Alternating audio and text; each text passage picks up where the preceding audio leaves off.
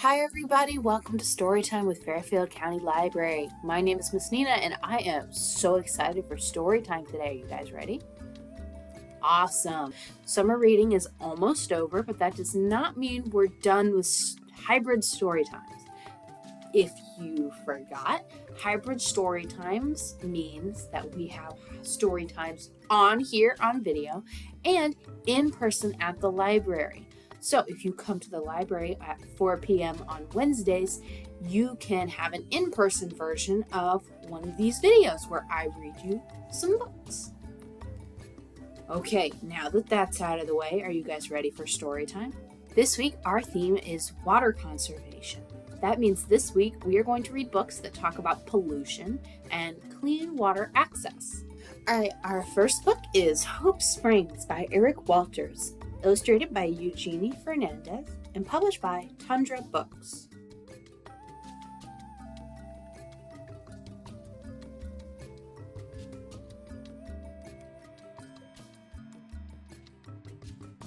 I can get there first, Boniface called out, and a race was on. The children scrambled down the mountain path with their water containers. Boniface put on a burst of speed, leaving the others behind in his dust. Then he heard little Moeni crying. Suddenly, the race didn't seem important. As the biggest, he had to care for the littlest. Boniface stopped and waited. Moeni wasn't hurt, just afraid of being left behind. And alone. She had spent so much time alone and afraid. Boniface knew that those feelings were like. No more tears, he said as he took her hand. Little sister, you can walk with me.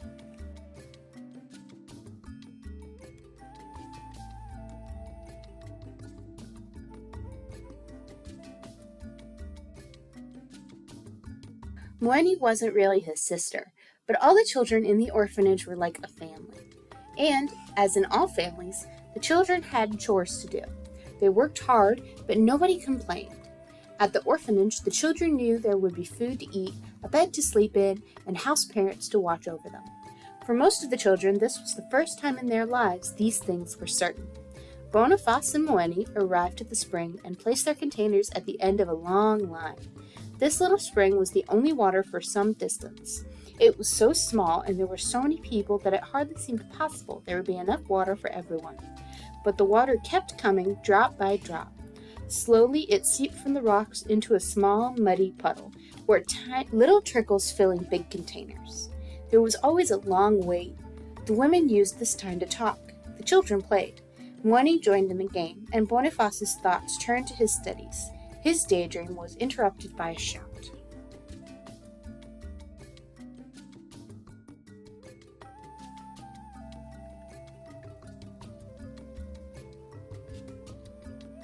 Hey, what are you doing? His twin brother Charles yelled as he raced toward the spring. Two women had tossed the children's containers off to the side. Boniface ran to join his brothers. Those are ours, Charles said. We have been waiting. You are keeping us waiting, one of the women snapped. You are not from here, a second woman growled. But we are, Boniface said. He pointed to the top of the hill. In the distance, the little orphanage was visible through the trees. You may live here, but you are not from here, the first woman said. This is our water for our families. Boniface could not argue with an elder. He took his water container and placed it at the end of the line. No, hissed the woman. There is no water for you at all. You must leave.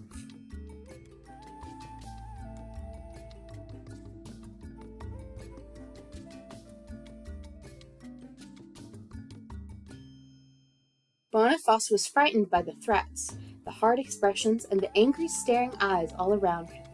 We must go, he said to the children. His lower lip trembled, but he knew he should not cry. As the oldest, he was the leader. They gathered their empty containers and left. The walk up the hill was going to be so much harder, weighed down with worry instead of water. That night, Boniface couldn't sleep. They had brought no water, and he felt responsible. He tiptoed out to the bedroom he shared with the other boys and went to the kitchen where their house parents, Ruth and Henry, were sitting.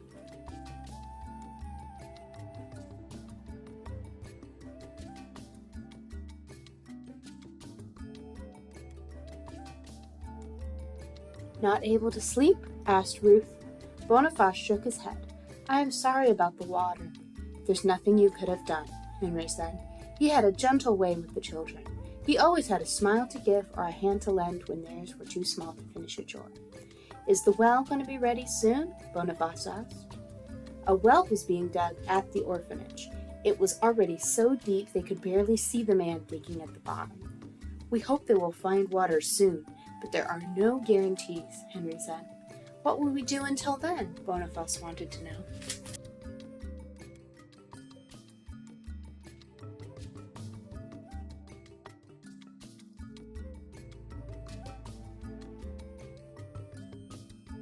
"Starting tomorrow," Ruth said, "some women will get us water."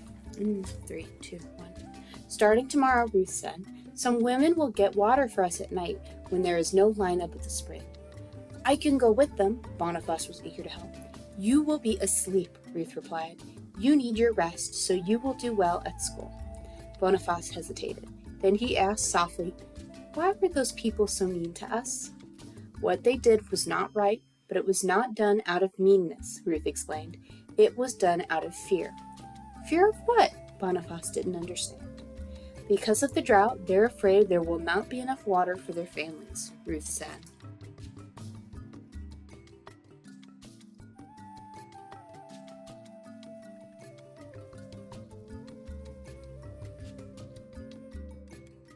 "They are so desperate for water that it is hard to be kind," Henry said. "And now, young man, it is time for sleep." Boniface went back to bed. Soon he was dreaming of a place where there was enough water for everyone.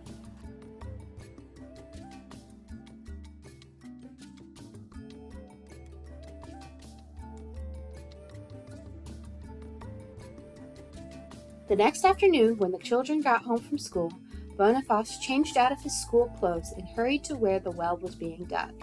He'd done this every day since they had started, but today it seemed more urgent. One man sat waiting to haul up a bucket of soil being dug by his partner far below. "Hello, little friend," the man said. "Are you here to ask your question again?" Boniface nodded. "Feel this," the man said, gesturing to the dirt in the bucket. "It's wet!" Boniface was surprised. "Yes, it is. The water is close now. Can you smell it?" Boniface inhaled deeply. He could smell the water. "You know," the man said, "when you have water, you have life." Boniface was happy to help. Sometimes he moved the pile of dirt and chipped rock away from the edge of the hole. Today he would help haul up the bucket. Suddenly there was a commotion. "Maji! Maji! Water! Water!" the man yelled, his voice echoing up from the depths of the hole. Quickly he scampered to the top. Boniface could hear the water rushing till the well, filling it from the bottom. They had water!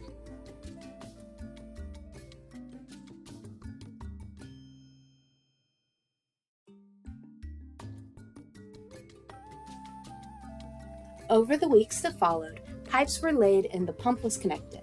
At each step, Boniface watched and helped. It was like a miracle. Now there would always go enough to drink, and even after the crops were watered, the clothes washed, and the children bathed, the well seemed to have no bottom, the water no end. Boniface stood by their wondrous well and looked down into the valley. Far below, through the trees, he could see the long line of containers waiting to be filled at the spring. The well had changed everything for the orphans, but the people in the valley were still desperate. It didn't seem right.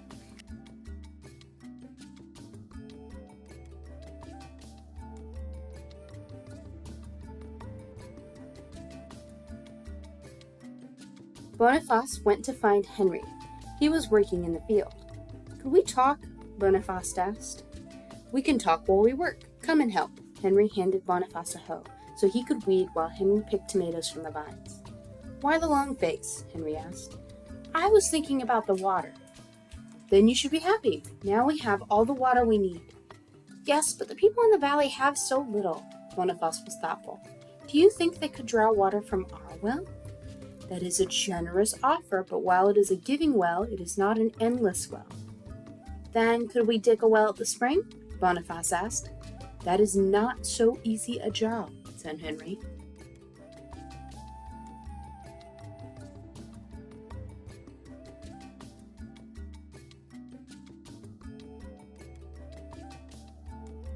"I watched and helped as our well was being dug," Boniface said, "and we have shovels and some pipe and cement left over.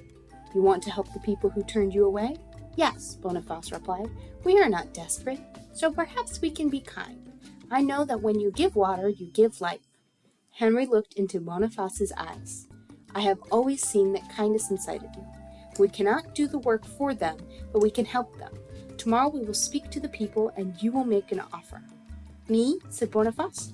I wouldn't know what to say. You will know. Your words will flow from your kindness like the water will flow from the well, Henry said.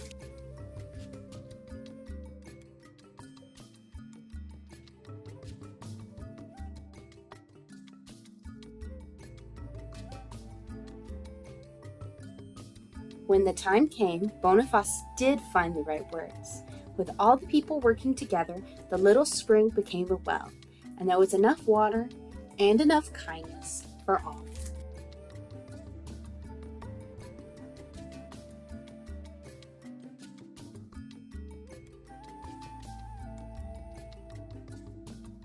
And here we have some information on the real story of Boniface.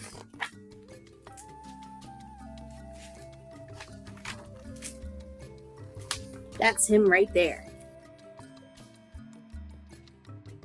All right, that was Hope Springs. What did you guys think? Okay, our next book is The Mess That We Made by Michelle Lord, illustrated by Julia Blattman, and published by Flashlight Press.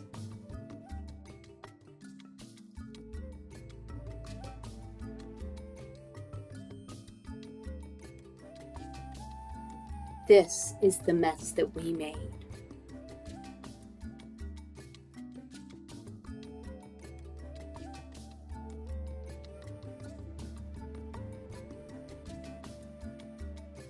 These are the fish that swim in the mess that we made.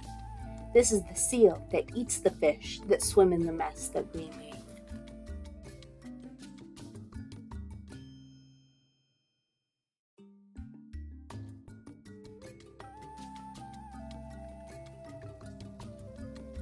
This is the net that catches the seal that eats the fish that swim in the mess that we made. This is the boat of welded steel that dumps the net that catches the seal that eats the fish that swim in the mess that we made.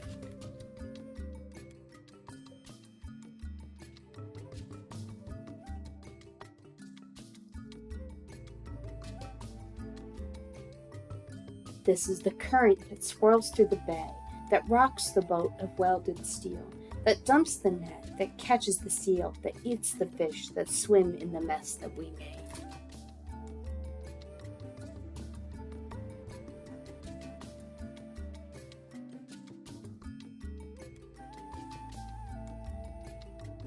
This is the turtle, green and gray, that rides the current through the bay, that rocks the boat of welded steel, that dumps the net, that catches the seal, that eats the fish that swim in the nest that we made.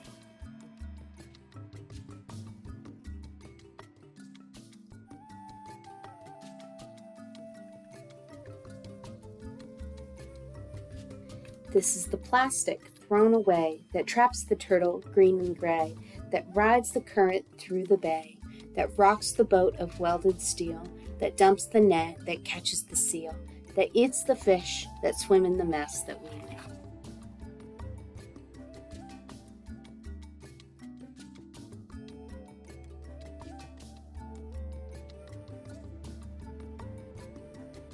This is the landfill growing each day that spills the plastic thrown away, that traps the turtle, green and gray, that rides the current through the bay, that rocks the boat of welded steel, that dumps the net, that catches the seal, that eats the fish that swim in the mess that we made.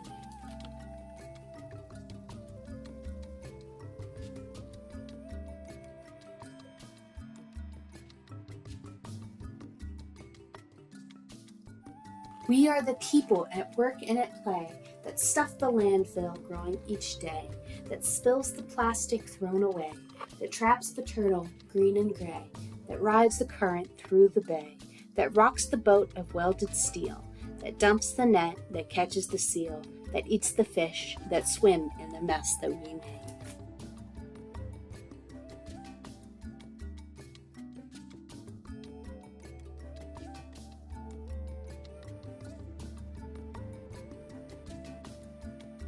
Look at the mess that we made.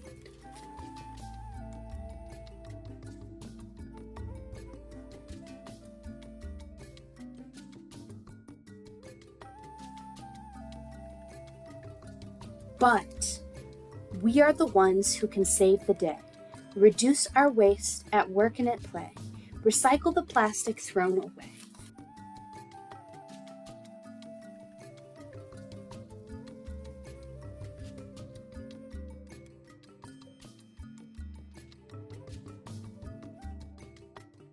To shrink the landfill without delay.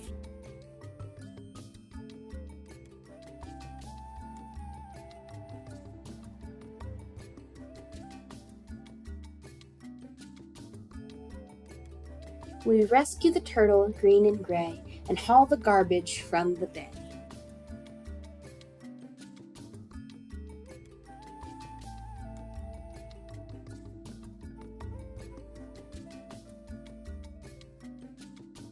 We protest the boat of welded steel, collect the nets, and free the seal that eats the fish.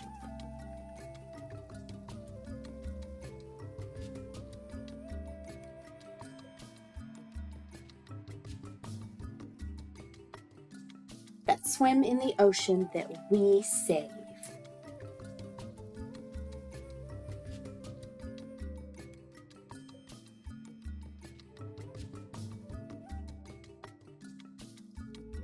And then here is some information about ocean pollution and ways that you can help.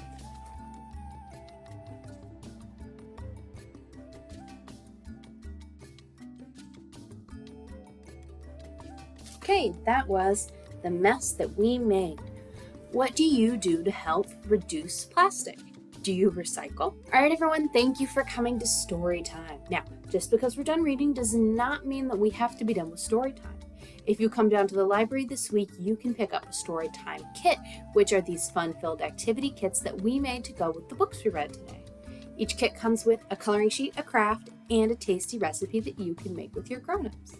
This week, our craft is this submarine made of recycled things, such as cardboard tubes and straws. To get a kit, you need to come to the Fairfield County Library and look for some crates in the children's section. Now we have 2 crates, one for Mondays and one for Wednesdays. So you want to make sure to grab the right kits or you could end up with something completely different than what I just showed you. The kits for this story time are in the group B crate. They are the blue ones. New kits come out whenever there's a new story time, but we might have some left from last week if you ask. It never hurts to ask one of the librarians for help. Maybe ask for me, Miss Nina. Okay, everyone, thank you for joining me for story time. Once again, my name is Miss Nina, and I hope to see you in the library this week to pick up a story time kit. It's time to say goodbye, but I look forward to seeing you all next time. Bye!